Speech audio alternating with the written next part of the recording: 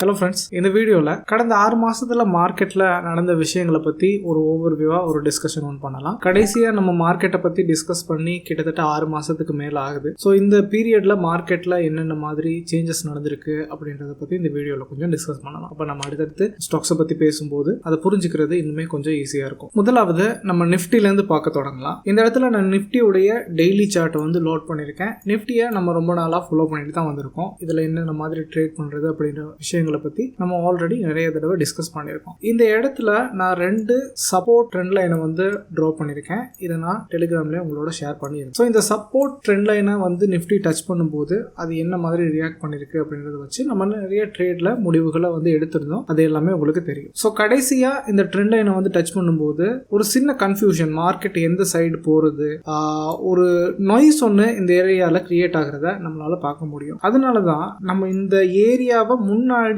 கண்டுபிடிச்சு, அதாவது இந்த ட்ரெண்ட் லைன் மூலமா கண்டுபிடிச்சு இந்த இடத்த நம்ம இந்த ட்ரெண்ட் லைனை எக்ஸ்டெண்ட் பண்றது மூலமா இந்த இடத்துல நம்ம ஒரு பை ஜோன் அப்படின்னு சொல்லி மார்க் பண்ணி வச்சிருந்தோம். ஸோ ஆஸ் அ ட்ரேடரா, இன்வெஸ்டரா நம்ம இந்த ஏரியால இந்த பாயிண்ட்ல நம்ம என்னென்ன மாதிரி முடிவுகள் எடுக்கணும் அப்படின்றதுக்காக தான் இந்த ட்ரெண்ட் லைனையும் இந்த ஜோனையும் வந்து நான் இப்போ பத்தி டிஸ்கஸ் பண்றேன். ஸோ இந்த ட்ரெண்ட் லைனை வந்து நிஃப்டி டச் பண்ணும்போது கொஞ்ச நாள் போகும்போது உங்களுக்கு அது புரிய வரும். நீங்க ட்ரேடிங்ல, டெக்னிக்கல் அனாலிசிஸ்ல நீங்க கொஞ்ச நாள் டைம் ஸ்பெண்ட் பண்ணும்போது உங்களுக்கு இந்த ஜோன்ஸ் வந்து புரிய வரும். ஸோ இந்த ஜோனை வந்து பிரைஸ் டச் பண்ணதும் அந்த ஏரியால ஒரு நாய்ஸ் ஒன்று கிரியேட் ஆகும். அது என்ன மாதிரி நாய்ஸா இருக்கும்னா, ஒன்று உடைச்சிட்டு ஃபுல்லா கீழே விழுறதுக்கு சான்ஸ் இருக்கு, அப்படி இல்லாட்டி மறுபடியும் பவுன்ஸ் ஆகிறதுக்கு சான்ஸ் இருக்கு. இதை பத்தி அடுத்தடுத்து 2-3 அசெட் இருக்கு. அதை டிஸ்கஸ் பண்ணும்போது இனிமே டீப்பா உங்களோட டிஸ்கஸ் பண்ணுவேன். ஸோ இந்த ஜோன்ஸ் வரும்போது குறிப்பா நம்ம என்ன பார்க்கிறோம், நிஃப்டி 50 அப்படின்ற ஒரு இண்டெக்ஸை பத்தி நம்ம இந்த இடத்துல பார்க்கிறோம். ஸோ இது எதை குறிக்குது, என்எஸ்சில லிஸ்ட் ஆகியிருக்க டாப் 50 கம்பெனிஸ் உடைய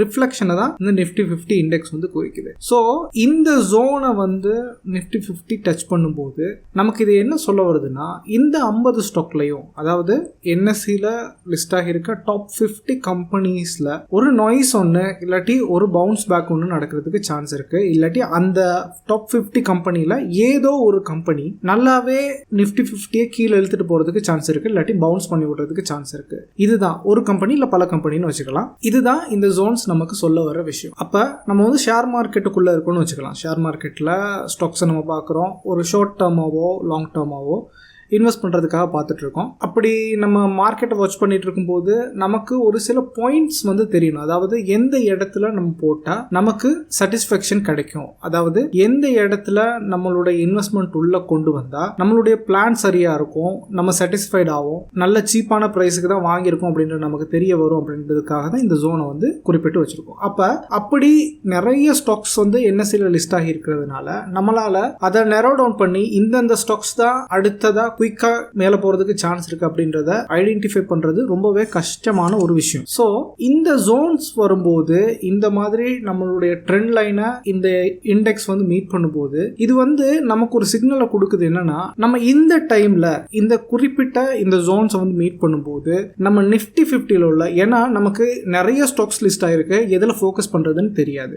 அப்ப இந்த பீரியட்ல நம்ம நிஃப்டி 50க்குள்ள உள்ள அந்த 50 ஸ்டாக்ஸையும் சரியா அனலைஸ் பண்ணி சரியா மானிட்டர் பண்ணோம்னா ஒரு குயிக் கெயின் எடுக்கிறதுக்கு ரொம்பவே அதிகமா சான்ஸ் இருக்கு. இதை பத்தி கடைசியா நான் பேசின ஒரு சில வீடியோல ரொம்பவே டீப்பா டிஸ்கஸ் பண்ணிட்டு வந்திருந்தேன். பட் இந்த கடந்த 6 மாசத்துல இந்த விஷயங்களை இம்ப்ளிமெண்ட் பண்ணிருப்பீங்க அப்படின்னு நம்புறேன். அப்படி பண்ணிருந்தீங்கன்னா பெரிய அளவு கெயினை நம்ம நிஃப்டி 50ல இருந்து வெளியில எடுத்திருக்க முடியும். இதுக்கு பல ஸ்டாக்ஸ் உதாரணங்கள் இருக்கு. அது எல்லாத்த பத்தியும் அடுத்தடுத்த வீடியோஸ்ல நம்ம டிஸ்கஸ் பண்ணலாம். ஒவ்வொன்றா தனித்தனியா ரொம்ப டீப்பா அனலைஸ் பண்ணலாம். ஸோ இதுதான் இந்த ஜோன்ஸ் நமக்கு சொல்ற விஷயம். ஸோ இந்த மாதிரி இந்த ஜோனை வந்து இண்டெக்ஸ் வந்து டச் பண்ணும்போது அது அந்த இடத்துல ஒரு நாய்ஸை கிரியேட் பண்ணும். ஒன்னு பவுன்ஸ் ஆகி மேல போறதுக்கு சான்ஸ் இருக்கு, இல்லாட்டி அந்த ஸ்பெசிபிக் ஜோன்ஸ் வந்ததும் அதை பிரேக் பண்ணி நல்லாவே கீழே விழுறதுக்கு சான்ஸ் இருக்கு. அதே மாதிரி லாஸ்ட் 6 மந்த்ல நிஃப்டி ஆல் டைம் ஹையை வந்து டச் பண்ணிருக்கு. கிட்டத்தட்ட 26,500 அந்த ஜோனை வந்து டச் பண்ணியாச்சு. அதுல இருந்து எஃப்ஐஐ வந்து ரொம்ப அக்ரெசிவா செல் பண்ணிருக்காங்க. எஃப்ஐஐ மார்க்கெட் கீழே விழுறதுக்கு எஃப்ஐஐ ஒரு பெரிய ரீசனா வந்து இருந்திருக்காங்க. இப்ப தொடர்ந்து இன்னொரு 1 மந்த் 1.5 மந்த்துக்கு ஹாலிடே பீரியடாவே இருக்கிறதுனால மார்க்கெட் சைட்வேஸ்ல ரொம்ப அதிகமாக மூவ் பண்றதுக்கு சான்ஸ் இருக்கு. ஸோ இந்த பீரியட்ல நீங்க ஆப்ஷன்ஸ்ல எல்லாம் ஆக்டிவா இருக்கீங்க அப்படின்னா இந்த ஒரு பாயிண்ட்டை மைண்ட்ல வச்சுக்கோங்க. அடுத்த ஒரு 1 month 1.5 monthக்கு மார்க்கெட் சைட்வேஸ்ல மூவ் ஆகிறதுக்கு அதிகமாக சான்ஸ் இருக்கு அப்படின்னு நான் நினைக்கிறேன். அடுத்ததா பேங்க் நிஃப்டி பத்தியும் நம்ம நிறைய தடவை டிஸ்கஸ் பண்ணிருக்கோம். இந்த இடத்துலயும் நான் சப்போர்ட் அண்ட் ரெசிஸ்டன்ஸ் ஆல்ரெடியே உங்களுக்கு டிரா பண்ணி வச்சதுதான். அதே மாதிரி இந்த கீ லெவல்ஸா வந்து டச் பண்ணும்போது நம்ம ஃபோக்கஸ் பண்ண வேண்டிய இடம் நிஃப்டி பேங்க்குள்ள உள்ள ஸ்டாக்ஸை நம்ம ஃபோக்கஸ் பண்ணணும். ஏன்னா அந்த கீ லெவலை வந்து டச் பண்ணதும் ஒரு குயிக் மூவ்மெண்ட், அது அப்சைடா இருக்கலாம் இல்ல டவுன் சைடா இருக்கலாம், ஒரு குயிக் மூவ்மெண்ட் கொடுக்கறதுக்கு அதிகமாக சான்ஸ் இருக்கு. நீங்க ட்ரேடிங்ல இன்வெஸ்ட்மெண்ட்ல இன்வால்வ் ஆகி இருக்கீங்கன்னா இந்த கீ ஜோன்ஸை பத்தி நீங்க முடிஞ்ச அளவு சீக்கிரமா படிச்சுக்க பார்க்கணும். ஏன்னா இது ரொம்ப முக்கியமான கான்செப்ட். இந்த கான்செப்ட் தெரிஞ்சிருந்தாலே ரொம்ப ஈஸியா சக்சஸ்ஃபுல்லான நிறைய ட்ரேட்ஸையும் உங்களால எக்ஸிக்யூட் பண்ண முடியும். இந்த கான்செப்டை பத்தி நிறைய ரிசர்ச் பண்ணுங்க. அடுத்தடுத்து நான் இதை பத்தி நிறையவே டிஸ்கஸ் பண்ணுவேன். ஸோ இப்போ இந்த 2 இண்டெக்ஸை பத்தி பேசுனது ஓரளவு புரிஞ்சிருக்கும் அப்படின்னு நினைக்கிறேன். அடுத்ததா இதே கான்செப்டை ஒரு ஸ்டாக்ல அப்ளை பண்ணி உங்களோட டிஸ்கஸ் பண்றேன். கொஞ்சம் புரிஞ்சுக்க ட்ரை பண்ணுங்க. இந்த இடத்துல நான் விப்ரோவுடைய டெய்லி சார்ட்டை வந்து லோட் பண்ணியிருக்கேன். இந்த இடத்துல நான் நோட் பண்ண ட்ரெண்ட் லைன் எல்லாமே நான் இப்போ நோட் பண்ணதில்லை. இந்த பேட்டர்ன் எல்லாமே நான் ஆல்ரெடி உங்களோட டிஸ்கஸ் பண்ணி மானிட்டர் பண்ணி வச்சது. ஸோ இந்த கடந்த 6 மாசத்துல விப்ரோ ஒரு நல்ல ரிட்டர்னை கொடுத்துருக்கு அப்படின்னு நம்மளால பார்க்க முடியுது. நான் கடைசியாக விப்ரோவை இந்த ஜோன் வந்ததும் உங்களுக்கு இண்டிகேட் பண்ணி இப்படி முக்கியமான 2 ட்ரெண்ட் லைனை விப்ரோ பிரேக் பண்ணிட்டு இருக்கு. இந்த ஜோனை நீங்க நோட்டீஸ் பண்ணணும் அப்படின்றத உங்களோட ஷேர் பண்ணியிருந்தேன். ஸோ இத்தனை பேர் என்ட்ரி எடுத்திருந்தீங்க அப்படின்னு சொல்லி தெரியல. விப்ரோ என்னை பொறுத்த வரைக்கும் ஒரு நல்ல கம்பெனி, ஒரு இன்வெஸ்ட்மெண்ட் ஆப்பர்ச்சுனிட்டிக்காகவும் விப்ரோ வந்து யூஸ் பண்ணியிருந்திருக்கலாம். இந்த இடத்துல இன்னொரு நுணுக்கமான 2-3 விஷயங்களையும் பத்தி நான் டிஸ்கஸ் பண்ண விரும்புறேன். என்னன்னா என்னுடைய கான்செப்ட் படி நான் ஒரு ஸ்டாக்கை வந்து மானிட்டர் பண்றேன், கொஞ்ச நாள் ஃபாலோ பண்றேன், ஒரு குறிப்பிட்ட பிரேக் அவுட்ல என்ட்ரி எடுக்கிறேன்னா அதை மிஸ் பண்ணிட்டேன்னா அதை தொடர்ந்து அந்த ஸ்டாக்ல நான் என்ட்ரிஸ் எடுக்க மாட்டேன். இது என்னுடைய பிரின்சிபல். இன்கேஸ் இந்த சரியான பிரேக் அவுட்ல நான் என்ட்ரிஸ் எடுக்கலன்னா அதை தாண்டி மறுபடியும் நான் வந்து என்ட்ரிஸ் எடுக்க மாட்டேன் இந்த விப்ரோவை பொறுத்த வரைக்கும். பட் என்னுடைய என்ட்ரி வந்து இதுதான். ஒரு எக்ஸாம்பிளுக்காக சொல்றேன். இந்த பிரேக் அவுட் பாயிண்ட்டை நான் மிஸ் பண்ணிட்டேன்னா அதை சேஸ் பண்ணி நான் என்ட்ரிஸ் எடுக்க மாட்டேன். இது என்னுடைய முதலாவது பிரின்சிபல். சோ இப்போ ஒரு கம்பெனியை ட்ரேடுக்காக என்ட்ரிஸ் எடுக்கிறது ஓகே. இப்போ இது ஒரு நல்ல கம்பெனி அப்படின்னு நம்ம பேசுறோம். இப்போ நம்ம இதை ட்ரேடுக்காக யூஸ் பண்ணி காட்டியும் ஒரு இன்வெஸ்ட்மெண்ட் பர்பஸ்க்காக இந்த விப்ரோவை எப்படி யூஸ் பண்ணிக்கலாம் அப்படின்னா, ஒரு இன்வெஸ்டரா இருந்தாலும் சேம் இந்த கம்பெனி அடுத்ததா இந்த பாயிண்ட்டை வந்து டச் பண்ணும்போது எப்படி ரியாக்ட் பண்ணிருக்குன்னு பாருங்க. பை த வே இந்த சார்ட் வந்து இப்போ நான் டிரா பண்ணதில்ல, ஆல்ரெடி டிரா பண்ணி உங்களோட ஷேர் பண்ண சார்ட் தான். ஸோ எனக்கு தெரியும் இந்த கப் பேட்டர்னை கம்ப்ளீட் பண்றதுக்கு விப்ரோ நிறையவே சான்ஸ் இருக்கு அப்படின்னு தெரியும். கப் பேட்டர்னை பத்திலாம் நம்ம அடுத்ததா பேசுவோம். இதை பத்திலாம் எனக்கு டிஸ்கஸ் பண்ண அதிகமாக டைம் கிடைச்சதில்லை. அதை பத்தி எல்லாமே உங்களோட டிஸ்கஸ் பண்றேன். ஸோ 2021 ஆல் டைம் ஹையை டச் பண்ணிட்டு விப்ரோ கொஞ்சம் கொஞ்சமா அதுல இருந்து அதனுடைய பிரைஸ் வந்து கீழே வந்துட்டே வந்தது. வந்து ஒரு ட்ரெண்ட் லைனை அது வந்து ஃபார்ம் பண்ணுச்சு. அந்த ட்ரெண்ட் லைனுக்கு கீழேயே ரொம்ப நாள் ட்ரேட் ஆகிட்டே இருந்தது. ஒரு பாயிண்ட்ல விப்ரோ அந்த ட்ரெண்ட் லைனை பிரேக் பண்ணிருச்சு. அந்த ஜோன் தான் நம்ம இப்போ வந்து பார்க்குறோம். இந்த ஜோனை மிஸ் பண்ணிட்டோம். ஓகே, நான் ஒரு இன்வெஸ்டரா இருக்கேன், விப்ரோல இன்வெஸ்ட் பண்ண ட்ரை பண்றேன். ட்ரேடிங் விட்டுருவோம். ட்ரேடிங் வந்து ஒரு குயிக் கெயின்காக நம்ம உள்ள போறோம்னா, இன்வெஸ்ட்மெண்ட்னா ஒரு லாங் டைம் கோலோட உள்ள போறோம். அப்ப இந்த பாயிண்ட் மிஸ் பண்ணிட்டேன்னா அந்த ட்ரேடிங் நாலேஜை எப்படி நான் இன்வெஸ்ட்மெண்ட்டுக்கு யூஸ் பண்றேன் அப்படின்றதுக்காக இந்த விஷயத்த சொல்றேன். இந்த பாயிண்ட் மிஸ் பண்ணிட்டேன்னா மறுபடியும் மேல போயிட்டு என்னுடைய கப் பேட்டர்னை டச் பண்றதுக்கு, அந்த சப்போர்ட் ஜோனை டச் பண்றதுக்கு மறுபடியும் கீழே வந்துட்டு இருக்கு. இன்னும் கொஞ்சம் ஜூம் பண்ணிக்கிறேன். அப்போ உங்களுக்கு இந்த பாயிண்ட் வந்து உங்களுக்கு கிளியரா புரியும் நினைக்கிறேன். இந்த இடத்துல மறுபடியும் இந்த பிரேக் அவுட்டை நான் மிஸ் பண்ணிட்டேன். விப்ரோ ஸ்டாக் வந்து மேலே போகுது, நான் என்ட்ரிஸ் எடுக்கல. ஸோ நான் ஒரு இன்வெஸ்ட்மெண்ட் பர்பஸ்க்காக விப்ரோ வந்து மறுபடியும் கை வைக்கலாம் அப்படின்னு நினைக்கிறேன். விப்ரோ ஒரு பாயிண்ட்ல மேலே போயிட்டு மறுபடியும் அது வந்து ஒரு சின்ன கரெக்ஷனுக்குள்ள வருது. அப்படி வரும்போது ஒரு ட்ரெண்ட் லைனுக்கு கீழேயே அது வந்து ட்ரேட் ஆயிட்டு வருது. ஒரு பாயிண்ட்ல இந்த பாயிண்ட்டை பாருங்க. இந்த இடத்துல இந்த ட்ரெண்ட் லைனை பிரேக் பண்ணி ஒரு கேப் அப்போட இந்த ட்ரெண்ட் லைனையும் பிரேக் பண்ணுது. ஸோ என்னுடைய ரீ என்ட்ரி, அதாவது ஆல்ரெடி நான் இன்வெஸ்ட் பண்ணியிருந்தேன்னா என்னுடைய அடுத்த இன்வெஸ்ட்மெண்ட் இந்த பாயிண்ட். அதை தான் நான் இந்த இடத்துல உங்களுக்கு சொல்ல விரும்புறேன். அதாவது என்னன்னா, ஆல்ரெடி நான் வந்து 422 என்ட்ரிஸ் எடுத்துட்டேன். ஓகே, மறுபடியும் அந்த ஸ்டாக் வந்து குயிக்கா மேலே போகுது, 520 வந்து டச் பண்ணுது.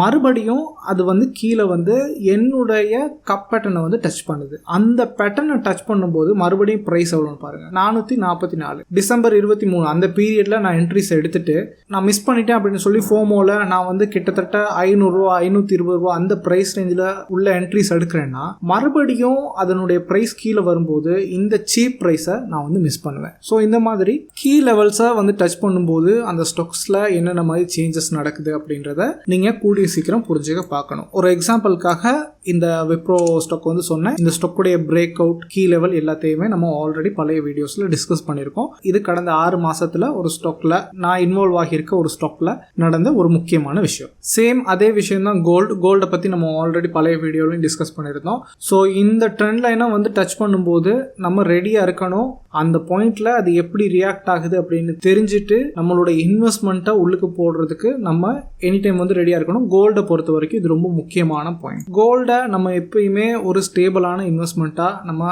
மெயின்டைன் பண்ணிகிட்டே வரலாம். ஸ்பெஷலாக என்னை பொறுத்த வரைக்கும் கோல்டோட நான் சின்ன வயசுலேருந்து ரிலேட் ஆகிட்டே தான் வந்துட்டு இருக்கேன். ஸோ அதனால என்னால் கோல்டோட அதிகமாக ரிலேட் பண்ணிக்க முடியும். இப்போ நம்ம கோல்டை ட்ரேட் பண்ணுறது இன்வெஸ்ட் பண்ணுறது சார்ட்டில் டிஸ்கஸ் பண்ணிக்கிட்டு இருக்கோம். பட் ஃபிசிக்கலாகவே கோல்டுக்கும் எனக்குமான கனெக்ஷன் ரொம்பவே அதிகமாக இருக்குது. அதனால கோல்டை எப்பயுமே ஒரு ஸ்டேபிளான இன்வெஸ்ட்மெண்ட்டாக நம்ம பார்க்கலாம் அப்படின்னு நான் நினைக்கிறேன். பாருங்க, ஒரு முக்கியமான கீ ஜோனை என்ட்ரி ஜோனை நம்ம மிஸ் பண்ணிட்டோம். மிஸ் பண்ணிட்டு அடுத்ததா நம்ம பை பண்ணிருக்கக்கூடிய ஜோன்ஸை இந்த இடங்களை பாருங்க. இது எல்லாமே நம்ம அடுத்ததா என்ட்ரிஸ் எடுத்திருக்கக்கூடிய ஜோன், அதாவது கோல்டை சீப்பா வாங்கியிருக்கக்கூடிய ஜோன். அப்ப இன்னொரு கேள்வியுமே இருக்காது, என்னன்னா சீப்பா வாங்கியிருக்கலாம்னா என்ன சொல்ல வரேன் அப்படின்னா, இப்ப பாருங்க இந்த இடத்துல நான் கோல்டு ஸ்பாட் டெய்லி சார்ட்டை வந்து லோட் பண்ணிருக்கேன். இந்த இடத்துல $2,500 இருக்கு. கிட்டத்தட்ட இந்த இடத்துல கோல்டு வந்து $2,500 அந்த ஜோன்ல வந்து இருக்கு. அப்ப ஒருத்தர் மறுபடியும் இந்த இடத்துல வாங்குறாருன்னா கிட்டத்தட்ட $2,590, அதாவது இந்த இடத்த பாருங்க, இந்த சப்போர்ட்ல வந்து மறுபடியும் வாங்குறாருன்னா அவர் வந்து $2,590 தான் வாங்குறாரு. அப்ப எப்படி இதை ஒரு சீப்பான பிரைஸ்னு சொல்ல முடியும்? அதாவது என்னுடைய பாயிண்ட் என்னன்னா, இந்த ஜோன்ஸ் வந்து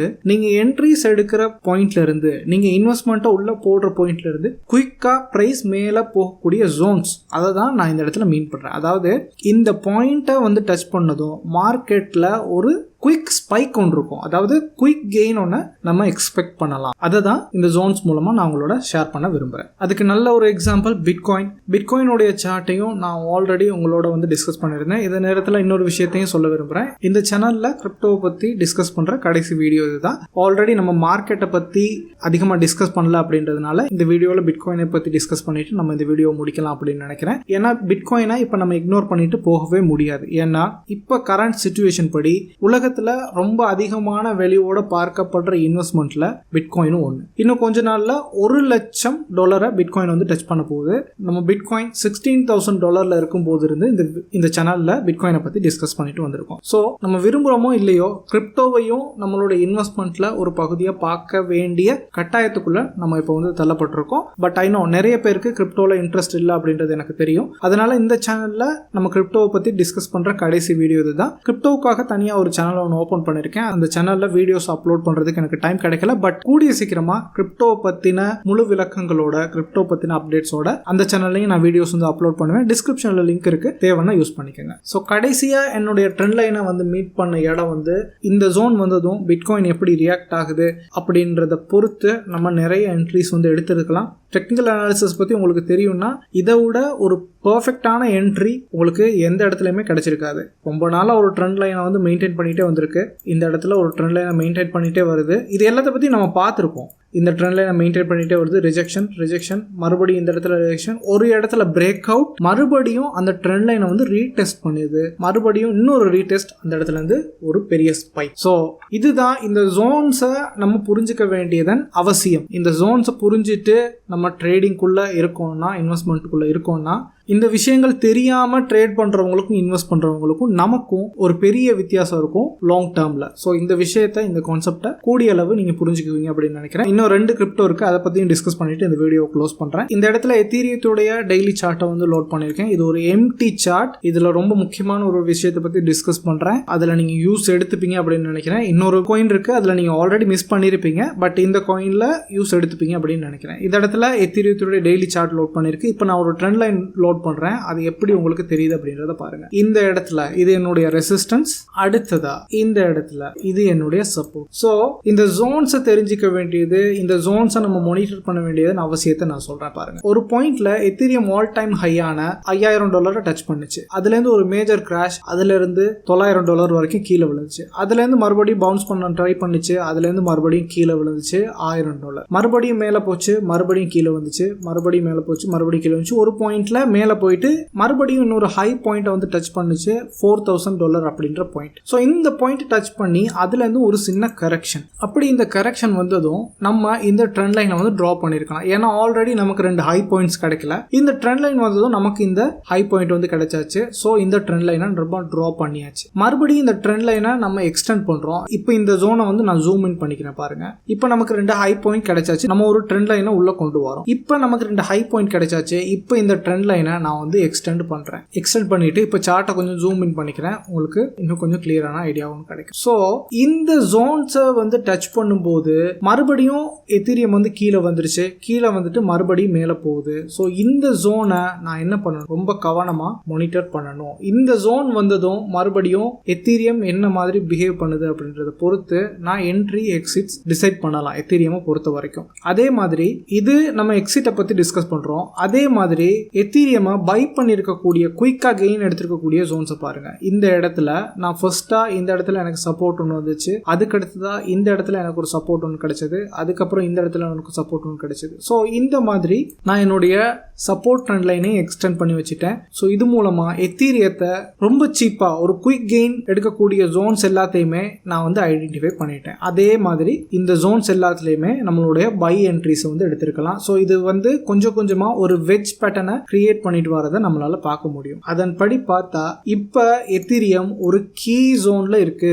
இதை பிரேக் பண்ணி அடுத்ததா பிட்காயின்ல ஒரு மொமெண்டம் ஒன்று கிரியேட் ஆனிச்சுன்னா கண்டிப்பா எத்தீரியம் இந்த ஜோனை பிரேக் பண்ணி மேலே போறதுக்கு சான்ஸ் இருக்கு. அதாவது பிட்காயின்ல ஒரு கெயின் இருந்துச்சுன்னா எல்லா காயின்ஸுமே குயிக்கா மேலே போக தான் போகுது. பட் எத்தீரியம் இந்த ஜோனை பிரேக் பண்ணுச்சுன்னா மற்ற காயின்ஸை விட ரொம்ப அதிகமான ஸ்பீட்ல மேலே போறதுக்கு சான்ஸ் இருக்கு. ஒரு குயிக் கெயின் கிடைக்கிறதுக்கு சான்ஸ் இருக்கு. ஸோ இந்த ஜோனை எத்தீரியத்தை பொறுத்த வரைக்கும் நீங்க மானிட்டர் பண்ணணும். அதே மாதிரி இன்னொரு காயின் இருக்கு, அதை நீங்க ஆல்ரெடி மிஸ் பண்ணிருப்பீங்கன்னு நினைக்கிறேன். இப்போ லேட் என்ட்ரியா இருக்கும், அதனால பார்த்து கை வைங்க. இந்த இடத்துல ஷிப் யூஎஸ்டிடியை வந்து லோட் பண்ணிருக்கேன். இந்த கீ லெவலையும் நான் உங்களுக்கு ஆல்ரெடி மென்ஷன் பண்ணிருந்தேன். இது இன்னைக்கு மென்ஷன் பண்ணதில்லை, ஆல்ரெடி மென்ஷன் பண்ணி இந்த பிரைஸ் வந்ததும் நான் வந்து டெலிகிராம்ல வந்து ஷேர் பண்ணியிருந்தேன். ஸோ டெலிகிராம்ல நீங்க இது வரைக்கும் ஜாயின் பண்ணாட்டி டெலிகிராம்ல ஜாயின் பண்ணிக்கோங்க. டிஸ்கிரிப்ஷன்ல லிங்க் இருக்கு, அந்த லிங்கை யூஸ் பண்ணி ஜாயின் பண்ணுங்க. ஸோ இந்த கீ ஜோன் வந்ததும் நான் நினைக்கிறேன் நேற்று தான் இதை வந்து ஷேர் பண்ணியிருந்தேன் நினைக்கிறேன். இந்த கீ ஜோன் வந்ததும் நம்ம ஷிப்பை மானிட்டர் பண்ணணும் அப்படின்றது எனக்கு தெரியும். ஸோ ஆல்ரெடி ஷிப்ல என்னுடைய என்ட்ரி வந்து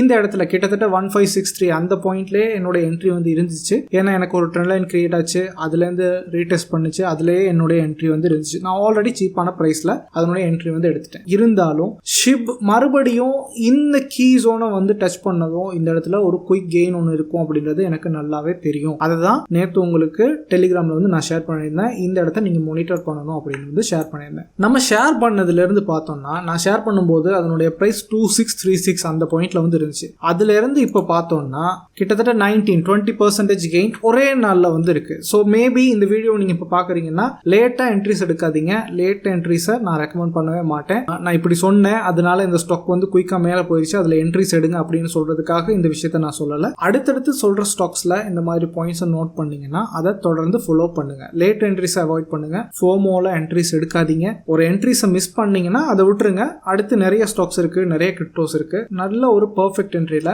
உங்களுக்கு ஒரு கான்ஃபிடென்ட்டோட உள்ள போகக்கூடிய என்ட்ரிஸ்ல மட்டும் உங்களுடைய இன்வெஸ்ட்மெண்ட்டை ட்ரேட உள்ள போடுங்க. ஸோ ஐ திங்க் இந்த வீடியோல மார்க்கெட் ஓவர் வியூவை பத்தி கொஞ்சம் டிஸ்கஸ் பண்ணிருக்கோம்னு நினைக்கிறேன். அடுத்தடுத்ததாக தொடர்ந்து தனித்தனி ஸ்டாக்ஸை பத்தி டிஸ்கஸ் பண்ணுவோம். ஸோ நீங்க ஃபர்ஸ்ட் டைம் பாக்குறீங்க, இந்த விஷயங்கள்ல உங்களுக்கு இன்ட்ரெஸ்ட் இருக்குன்னா சப்ஸ்கிரைப் பண்ணுங்க. அப்போ ஃபியூச்சர்ல வர வீடியோஸும் உங்களுக்கு ரொம்ப யூஸ்ஃபுல்லா இருக்கும். வீடியோல உங்களுக்கு யூஸ்ஃபுல்லான விஷயங்கள் எதுவும் கிடைச்சிருந்தா வீடியோவை லைக் பண்ணுங்க, தேவையானவங்களுக்கு ஷேர் பண்ணுங்க. இன்னொரு வீடியோல பார்க்கலாம்.